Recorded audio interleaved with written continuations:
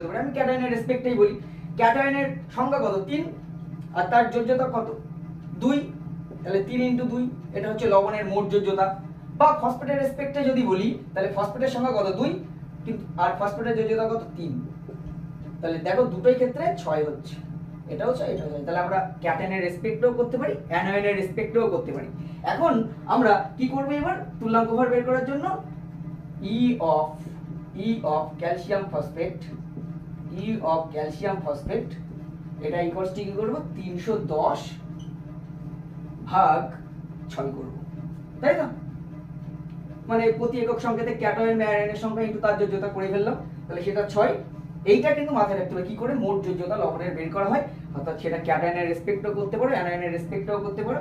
অ্যানায়নের যদি করো তাহলে অ্যানায়নের সংখ্যা ইনটু অ্যানায়নের যোজ্যতা, ক্যাটায়নের রেসপেক্টে করলে ক্যাটায়নের সংখ্যা ইনটু ক্যাটায়নের যোজ্যতা। তাহলে এইটাকে ভাগ করবে, দেখবে